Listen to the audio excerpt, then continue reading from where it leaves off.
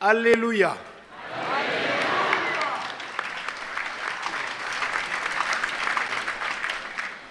Que le Seigneur de toute tendresse, de toute miséricorde, de tout réconfort et de toute paix fasse descendre sur nous tous, par Jésus-Christ ressuscité d'entre les morts, sa bénédiction en abondance. Amen.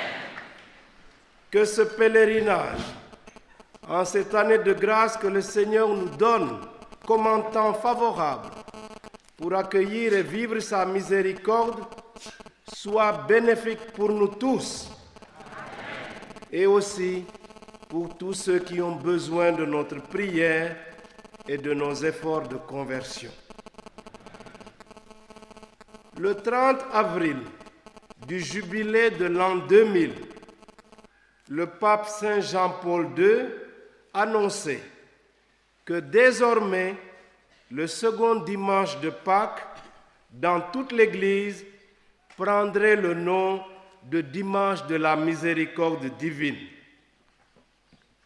Le 11 avril 2015, à la veille du dimanche de la miséricorde, le pape François donnait sa bulle d'indiction de l'année jubilaire de la miséricorde, année prévue du 8 décembre 2015, solennité de l'Immaculée Conception, au 20 novembre 2016, en la solennité liturgique du Christ roi de l'univers.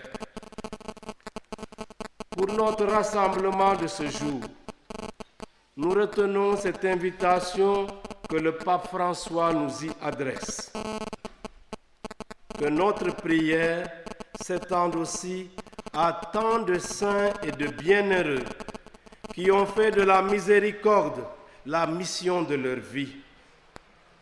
Cette pensée s'adresse en particulier à la grande apôtre de la miséricorde, Sainte Faustine Kowalska, elle qui fut appelée à entrer dans les profondeurs de la miséricorde divine, qu'elle intercède pour nous et nous obtienne de vivre et de cheminer toujours dans le pardon de Dieu et dans l'inébranlable confiance en son amour.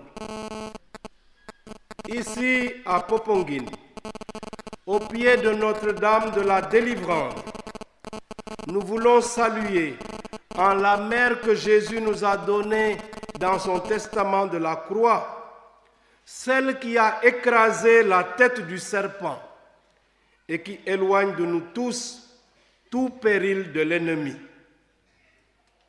Nous voulons saluer également en elle la mère de miséricorde, celle dont le cœur est pleinement accordé avec le cœur de son Fils Jésus-Christ. En réalité, c'est dans le Sacré-Cœur de Jésus, doux et humble, ce cœur qui a tant aimé les hommes, que nous découvrons la plénitude de la miséricorde. Le pape François nous dit: Jésus est le visage de la miséricorde du Père.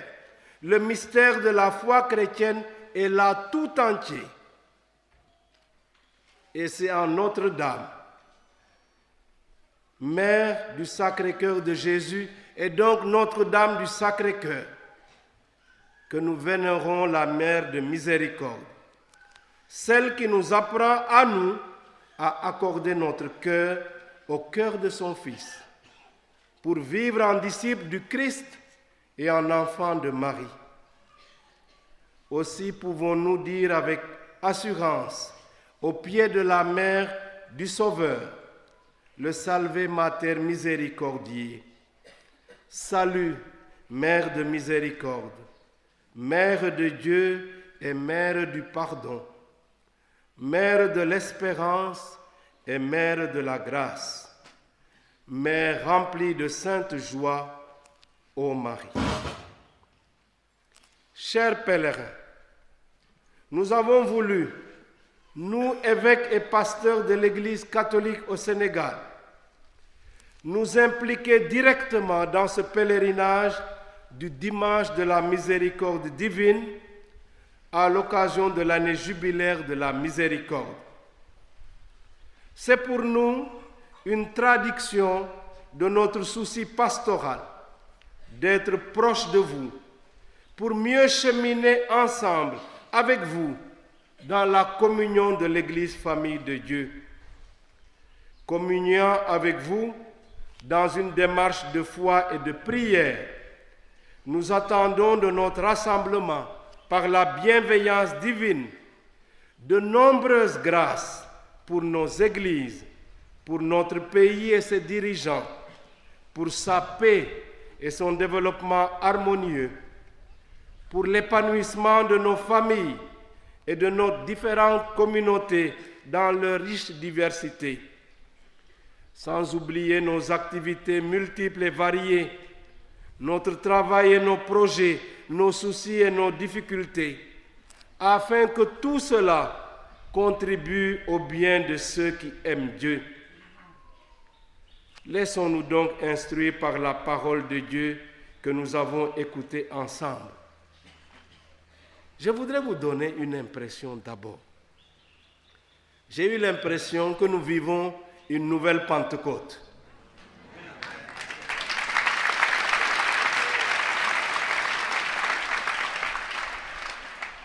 Le père recteur du sanctuaire, le père Marie-Jean, nous a salués en multiples langues. Le diacre vient de nous chanter en plusieurs langues que le Christ est ressuscité.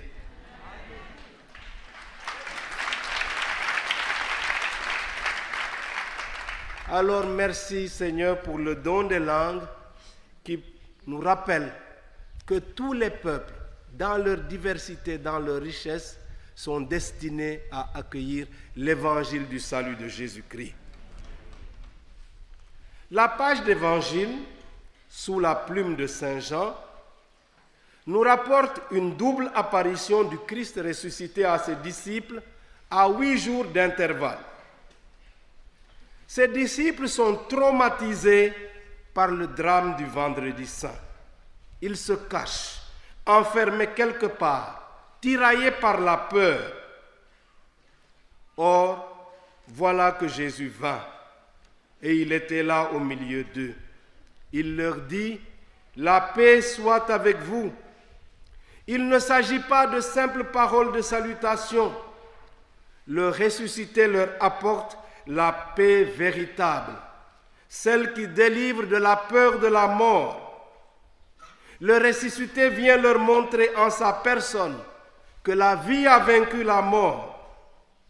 C'est pourquoi, après cette parole, il leur montra ses mains et son côté, pour qu'ils reconnaissent les marques de sa crucifixion et de ses blessures.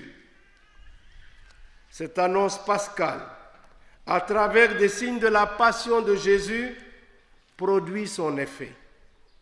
Les disciples furent remplis de joie en voyant le Seigneur.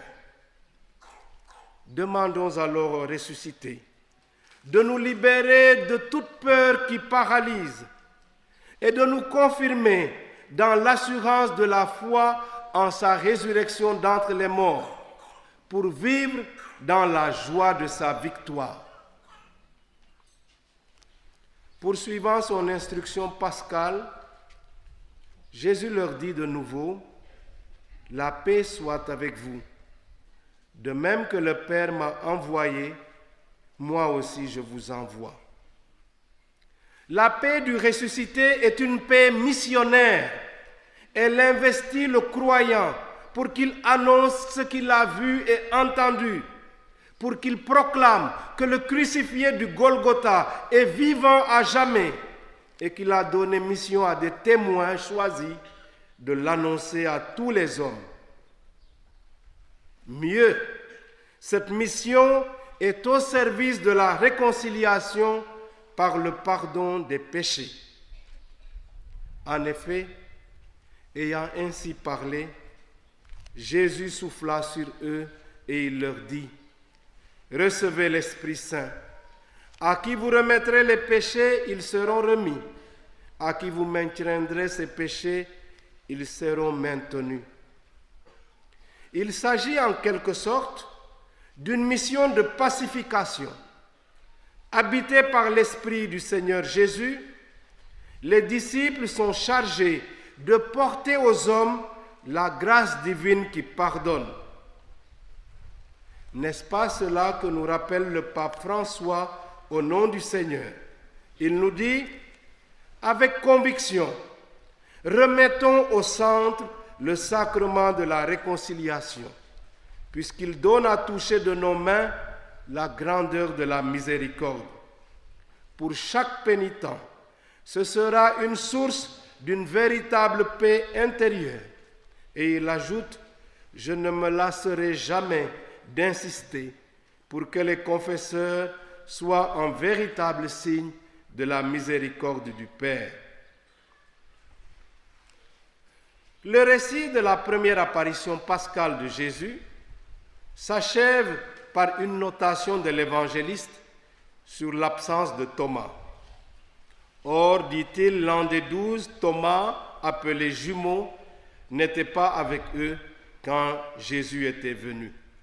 Nous non plus, nous n'étions pas là. Mais alors, comment croire que le Christ est ressuscité? Répondant au témoignage de ses frères qui ont vu le Seigneur, l'apôtre Thomas est catégorique. Si je ne vois pas dans ses mains la marque des clous, si je ne mets pas mon doigt dans la marque des clous, si je ne mets pas la main dans son côté, non, je ne croirai pas. Or, 8 jours plus tard, c'est-à-dire au premier jour de la semaine, le dimanche, qui marque l'événement de la résurrection du Christ, les disciples se trouvaient de nouveau dans la maison et Thomas était avec eux. L'importance de l'absence puis de la présence de Thomas est manifeste. C'est pour nous enseigner en quoi réside l'enjeu de la foi en la résurrection du Christ. Ainsi donc, Jésus vient, alors que les portes étaient verrouillées.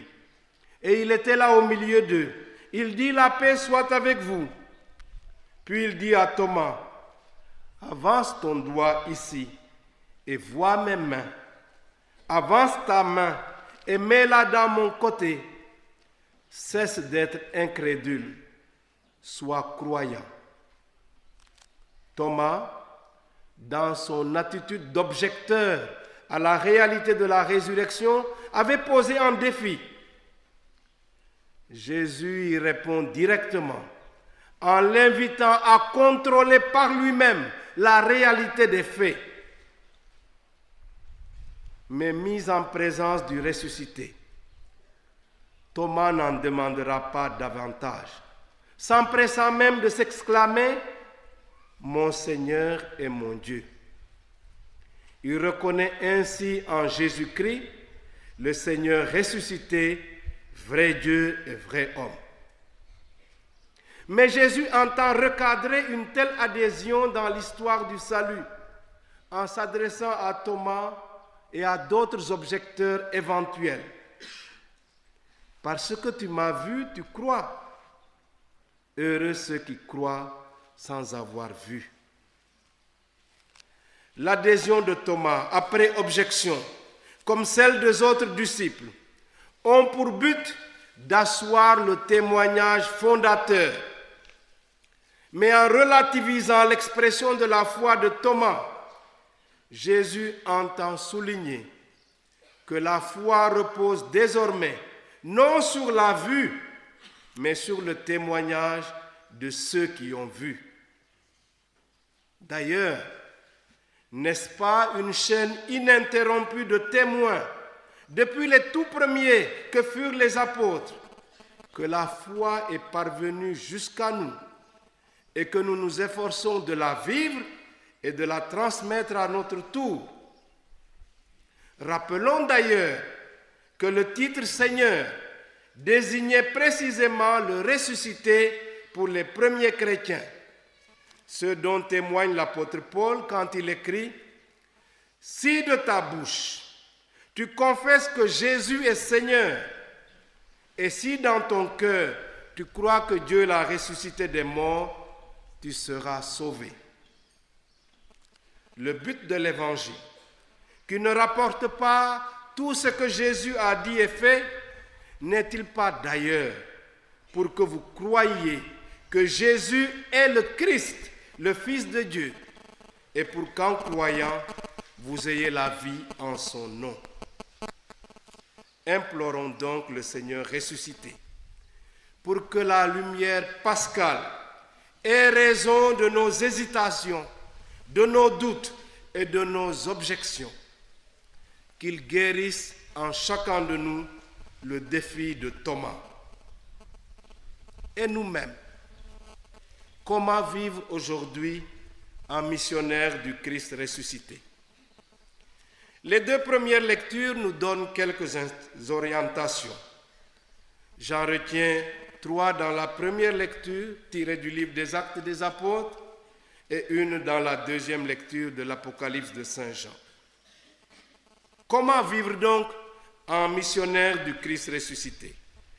Tout d'abord, il nous faut travailler à former un seul cœur, comme ces disciples qui s'étaient rassemblés autour de la colonnade de Salomon dans le temple de Jérusalem. Travailler à former un seul cœur pour vivre en pleine communion les uns avec les autres, avec la conscience qu'une telle unité cordiale n'est possible que si nous sommes enracinés en Jésus, Christ et Seigneur. Et cette unité n'est pas facultative, elle est même indispensable pour que le monde croie, comme Jésus a prié la veille de sa mort. Cette unité a une dimension missionnaire. Alors, chers amis, je vous invite à vivre l'émulation, d'accord, mais ne vivez pas la concurrence malsaine, ne vivez pas la rivalité. En second lieu, il nous faut épouser la conscience missionnaire de l'Église pour que, comme le disait encore la lecture du livre des Actes des Apôtres, des hommes et des femmes deviennent croyants en s'attachant au Seigneur ressuscité. Nous y travaillons déjà beaucoup et nous saluons et encourageons tous les efforts entrepris en matière d'évangélisation, qu'ils soient simplement des efforts vécus en synergie avec les paroisses et leurs pasteurs. En troisième lieu, à l'école de Jésus, qui accomplit de nombreux signes envers les pécheurs, les pauvres, les exclus, les malades et les souffrants, comme dit le pape François, il nous faut garder fidèlement la tradition des œuvres de miséricorde, notamment envers les blessés de la vie. Et l'abbé Joseph Mbaye nous a édifié tout à l'heure sur ce message de miséricorde qui parcourt tout l'évangile de Luc. Alors me vient cette citation. En marche, les matriciels. Oui, ils seront matriciés. Est-ce que vous comprenez quelque chose? C'est difficile, hein? C'est un auteur juif qui s'appelle André Chouraki qui a voulu traduire la béatitude « Heureux les miséricordieux, ils obtiendront miséricorde ». Il dit donc « En marche, les matriciels, ils seront matriciés ». Pourquoi il traduit comme cela? Il veut montrer que derrière le discours de Jésus tel que nous l'entendons, il y a la culture sémitique. La matrice, ça rappelle le sein maternel, qu'on dit en hébreu Rechem, qui a donné Rachamim, la miséricorde. Dieu n'a pas seulement donc des qualificatifs de père bien-aimant, il a aussi les caractéristiques d'une mère. Je me souviendrai toujours de feu Monseigneur Jacques Sarr qui aimait dire « Dieu ma mère ». N'est-ce pas ce que nous apprend le prophète Isaïe au chapitre 49? Une femme oublie-t-elle son petit enfant? Est-elle sans pitié pour le fils de ses entrailles? Mais même s'il s'en trouvait, dit Dieu, pour l'oublier, moi je ne t'oublierai jamais. Dans la deuxième lecture, tirée de l'Apocalypse de Saint Jean, nous sommes situés en contexte de persécution. Et la lecture nous oriente vers la compassion, cette forme de miséricorde qui unit des êtres dans la souffrance et leur permet de se soutenir mutuellement par la communion de la foi. L'apôtre Jean, visionnaire, est exilé dans l'île de Patmos. Mais il écrit à des chrétiens persécutés en se désignant à eux comme votre frère, partageant avec vous la détresse, la royauté et la persévérance en Jésus. Son message ou révélation qu'il reçoit le jour du Seigneur, c'est-à-dire le dimanche jour de la résurrection, est centré sur la vision du Christ ressuscité. Le Christ ressuscité debout au milieu de son Église persécutée. On nous a parlé de chandeliers qui représentent en fait les 7 communautés chrétiennes d'Asie mineure auxquelles l'apôtre écrit. L'église d'Éphèse, de Smyrne, de Pergame, de Thyatire, de Sardes, de Philadelphie, de Laodicée. Toutes ces églises persécutées reçoivent les encouragements du visionnaire de Patmos. Et l'assurance que reçoit ce visionnaire nous invite, nous tous, à l'espérance du Christ qui ne déçoit pas quand nous rencontrons des difficultés sur notre chemin. Alors je termine par ces paroles de l'apôtre pour nous tous. Ne crains pas. Moi je suis le premier, le dernier, le vivant. Moi le Christ, j'étais mort et me voilà vivant pour les siècles des siècles. Amen.